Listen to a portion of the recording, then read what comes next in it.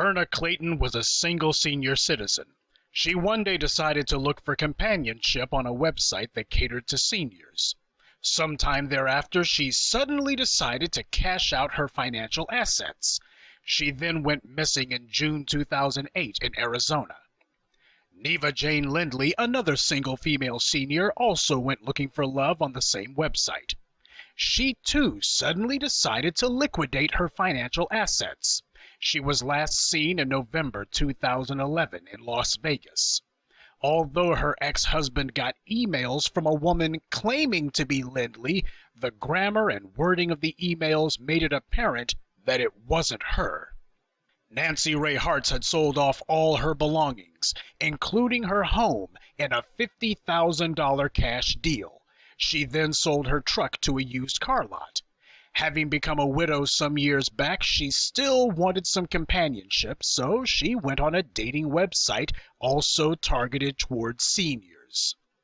All three of these women lived within a 100-mile radius of one another.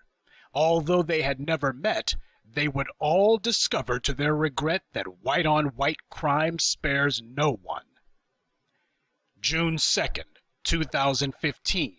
Nancy Ray Hartz called her daughter, Denise, to tell her that she'd met a nice guy online and that she would keep in touch.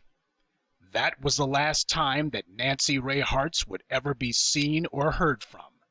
Denise and some of Hartz's friends also got emails from a woman claiming to be Nancy, but as with Lindley, it didn't sound like the woman they knew. July 2015. Denise received a call from her mother's paramour.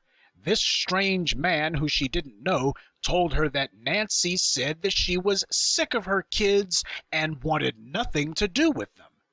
Denise, realizing something was deeply wrong, reported her mother missing to the sheriffs.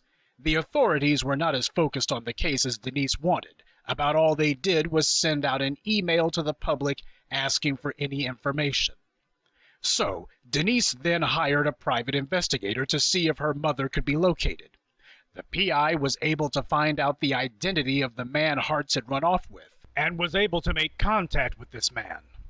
The stranger said that he would have Hartz call the PI to allay any concerns. The private investigator recorded a phone call with a woman who claimed to be Nancy Ray Hartz. The PI asked questions of this woman, questions only Nancy Ray would be familiar with. The woman answered all of them incorrectly. Later, Denise and her family listened to the calls, and they agreed that whomever the woman was, it wasn't Nancy Hart. Deputies contacted the woman, but when she failed to show up for a scheduled meeting with them and follow-up calls to Hartz's phone weren't returned, they intensified their efforts. April 13th, 2016. Using the identity of the male stranger that the private investigator was able to find, the police tracked down Nancy Hartz's online companion. It turned out that the man's real name was Robert Lawson Carnation, a 69-year-old Caucasian. Police tracked him down in Yucca, Arizona on the basis of identity theft. While searching Carnation's home, they found personal possessions belonging to the three missing women.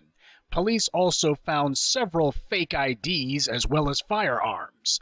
In addition to the personal belongings, fake IDs, and guns, investigators found that Carnation was living with yet another woman, whom investigators have not as yet identified. Investigators informed Denise that some of her mother's personal effects were located in a sand pit near Topac, Arizona. They called in cadaver dogs, but apparently found nothing. As it turned out, Robert Carnation is a Canadian national who illegally entered the U.S. and has illegally resided here for over 20 years. He fled to the U.S. to escape theft charges in his native Canada. Next time white supremacists try to tell you that only Mexican illegals come to the U.S. and kill people, keep this case in mind. And Carnation's not the only Canadian illegal in the U.S. As we should all know, the #1 source of illegals in the U.S. is not sneaking across the border. it's people who overstay their visas. And according to the Department of Homeland Security's 2015 Entry-Exit Overstay Report, the number one group who overstays their visas to the U.S. are Canadians.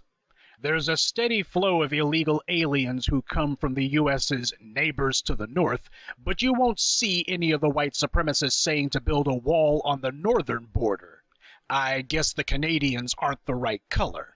Carnation told investigators that Hartz was alive the last time that he saw her, which he claimed was March of this year. When Carnation was arraigned, he was indicted on several charges, including 6 counts of misconduct with a weapon since the guns were illegally in his possession, and 9 felonies, 6 for forgery related to the driver's licenses that he had, and 3 for taking the identity of another. Now, as you ought to know by now, when the defendant is white, the prosecutors start the process of knocking down the charges, and this case is no different.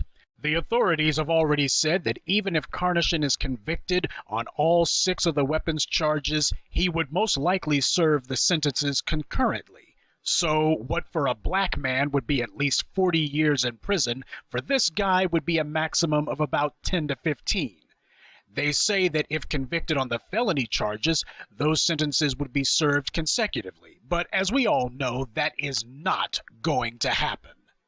And as for the missing women, well, Carnation hasn't been charged in any of those cases. Not enough evidence, I suppose. At the moment, authorities are merely calling him a person of interest, and they said that they're still trying to find the missing women. I would dare to hazard the guess that all 3 of these women, and perhaps many others, will in time be conveniently forgotten about. Anonymous casualties of the self-inflicted genocide of white-on-white crime.